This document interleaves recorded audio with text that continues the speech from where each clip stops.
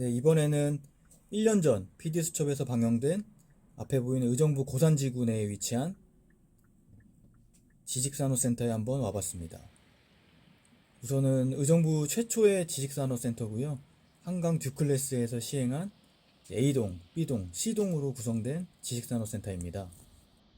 예, 기본적으로 이제 경기 북부 상권은 경기 남부보다 이제 교통이나 특히 기업이 거의 없기 때문에 거의 베드타운 형태로 상권이 형성되어 있습니다. 그러다 보니까 의정부에서도 신도시를 허가를 내줄 때 이제 기업을 유치한다는 명목하에 이런 지식산업센터를 이렇게 많이 좀 허가해 준 상황입니다. 뭐 한강 듀클래스는 연면적은 이제 39,400평 정도 되고요. 드라이브인 호실이 301개, 섹션 오피스가 443개, 상가 92호실로 되어 있는 지금 지식산업센터입니다. 뭐 최근 기사에 나온 걸 보면 지금 1층 상가는 대부분 비어 있지만 이제 사무실이나 이런 업종은 지금 80% 정도 가량 입주를 했다고 합니다. 이따 그 부분도 한번 상층부에 올라가면서 한번 확인해 보도록 하겠습니다.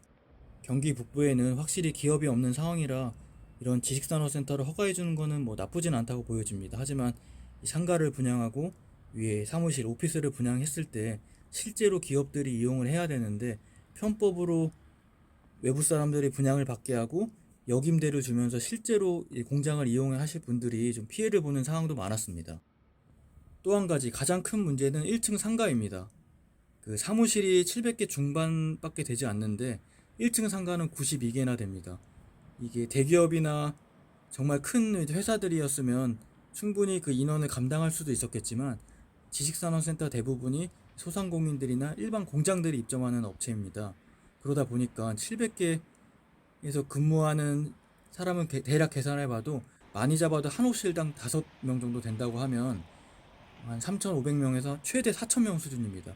그런 상황에서 상가 호실이 이제 92개나 있다? 이 부분은 무조건 뭐 열어봐야 아는 부분도 있겠지만 실질적으로 상가를 그렇게 많이 뽑으면 대부분 공실이 날 수밖에 없는 구조입니다.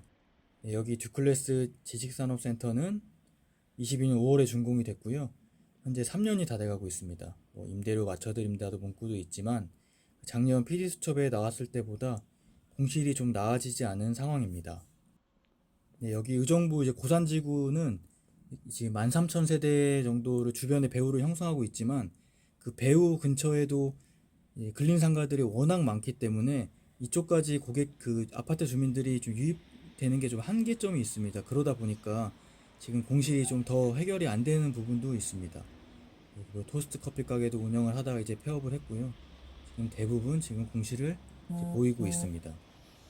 이 상권이 좀 이제 활성화되려면 이제 외부에서 유입이 돼야 되는데 그 부분이 또 힘든 점이 두 가지가 있습니다. 첫 번째로 이제 의정부 고산지구는 교통이 좀 불편합니다. 지금도 이제 아직까지 이제 버스도 많지 않기 때문에 외부 고객들이 유입이 좀 어렵고요. 그리고 또 의정부에는 이제 밀락지구라는 신도시가 있기 때문에 그쪽에서도 다 해결될 수 있는 부분이 있어서 굳이 이제 그쪽 사람들이 이제 고산지구까지 넘어오지 않는 이제 그런 상권 중에 하나입니다.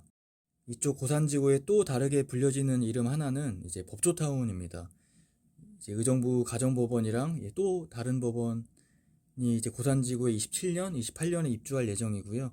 하지만 그 법원이 왔다고 하더라도 조금 유동인구는 낮이겠지만 이 주변 상가들이 지금 공실도 많고 또 맞은편에 신축 상가들이 계속 지어지고 있기 때문에 공실이 해결될 거라고는 좀 보여지기 어려울 것 같습니다. 이제 또 공실이 해결되기 어려운 이유 중에 하나는 앞에 보이시는 것처럼 보배 반점도 있고요. 순댓국집도 있고 신축에도 아마 식당이 들어오겠지만 이 건물에 식당이 10개 이상 있습니다. 기본적으로 지금 간단하게 이제 계산을 해보면 지금 이 범위 상권 내에서 실제로 발생하는 매출이 지금 표에 나오는 것처럼 이 정도일 겁니다. 이 매출 파이 가지고 지금 10몇 개에서 이제 나눠 갖는다고 하면 매장당 많이 팔아야 한 달에 한 1,500에서 한 1,600 정도 되겠지만 그 정도 되면 아마 배달도 조금 하고 딱 현상 유지하거나 조금 수익이 날 정도로 보여집니다. 하지만 여기서 추가로 이제 식당이 들어온다고 했을 때 그 파이 가지고 또 나눠 먹어야 되기 때문에 결국에는 신규를 들어오거나 기존 매장들이 특히 식당들이 또 이제 폐업할 수 있는 그런 상황이기 때문에 아마도 추가로 이제 음식점 업종이 더 이제 공실을 채우기는 좀 쉽지 않을 것 같습니다. 이제 그 건물 이면에도 이제 김밥집이 보이고 이제 국수집도 보이고요. 순댓국집도 있습니다. 이러기 때문에 이 상가에 제 개인적으로 봤을 때는 상주 인구 대비 거의 이제 점심 장사할 수 있는 업종들은 꽉 찼다고 보여져서 이제 추가적으로 이제 다른 식당 업종이 들어오기가 좀 어려울 것 같습니다. 지식산업센터의 창업을 희망하시는 분들은 혹시 건물의 상주 인구가 어떻게 되는지랑 그리고 그 외근직이 얼마나 많은지를 파악하셔야 그 정확하게 어느 정도 점심 장사를 예측할 수 있습니다. 그러면 그 아마 상층부로 한번 가보도록 하겠습니다. 10층이고요. 문구점도 보이고 기본적으로 뭐 아래층도 보여드리겠지만 그 의정부에서 얘기한 거의 사무실은 한 80%가량은 입주한 게 맞는 것으로 보여집니다. 이렇게 몇 개 빼고는 공실이 거의 없고요. 그래도 지식산업센터에 이 공장을 운영하시거나 이 사무실을 운영하면 세제 혜택 등이 많기 때문에 그래도 그 사무실 업종들은 입점을 많이 한 것 같습니다. 그 사무실은 뭐 8층 이상 그 상층부는 한 30평 기준으로 보증금 1000에 월세 80에서 90만 원 정도 이제 하고 있습니다. 네, 사무실을 보시면 어느 정도 입점을 다 하고 있고요. 네, 여기는 드라이브인 주차도 되고 물품을 나를 수 있는 창고형 사무실이고요. 여기도 한 개 빼고는 다 운영을 하고 있습니다. 네, 여기 맞은편은 아파트 고산지구로 둘러싸여져 있고요. 13,000세대인데 그 실제로 단지 상가에도 기본적으로 뭐 마트부터 해서 간단한 먹거리 등이 다 있기 때문에 아마 외식을 하거나 이러려고 굳이 지금 이 상가까지 나오지 않을 것 같습니다.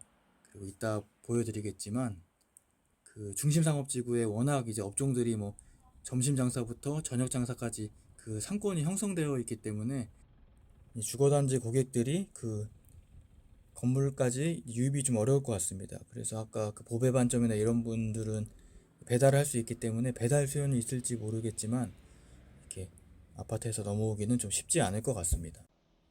네, 저 멀리서 바라보이는 건물도 지금 공실이고요. 쭉 올라가면 이제 중심 상업지구를 볼 수 있습니다.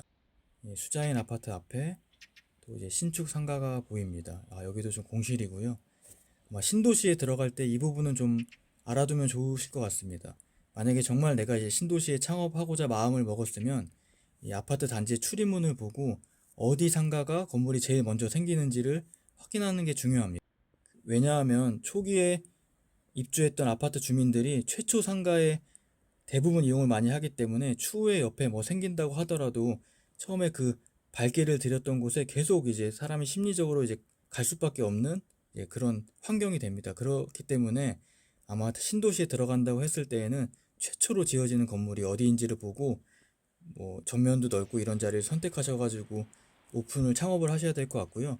또 추가적으로 말씀드리면 만약에 그런 게 좀 어렵다 하면 대형마트가 어디에 들어오는지를 확인을 해서 그 부분을 잘 명심하고 그 근처에 선점한다고 하면 이런 공실이 날 수 있는 상권보다는 분명 좋은 곳으로 오픈할 수 있는 확률이 생길 것입니다. 지금 보이는 이 건물 상가들이 아까 제가 말한 이 고산지구의 중심 상업지구요. 그래도 기본적으로 여기 상권은 뭐 아까 파스쿠치도 보이겠지만 뭐 공실이 아까 그런 상권보다는 공실은 많이 없습니다. 하지만 지금도 이 코너 매장이 아닌 일면 작은 매장들은 지금 공실이 발생하고 있고 여기도 또 하나 더 걱정되는 점은 지금 앞에 보이는 이 공터도 지금 건물을 이제 공사를 하고 있습니다.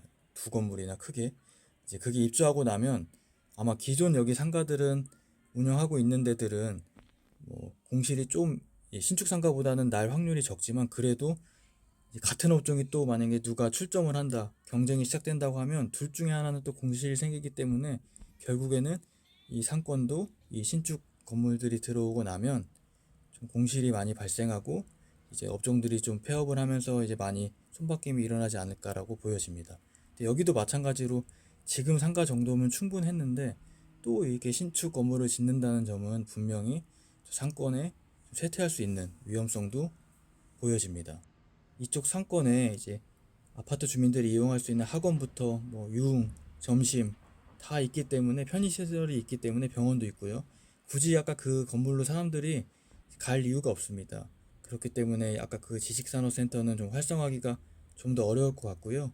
마지막으로 정리해보면 지식산업센터를 분양을 받을 때에는 정말 신중하셔야 됩니다. 그 듀클래스 1층 상가도 분양가가 평당 2,800에서 3,500만 원 정도 했던 걸로 기억이 납니다.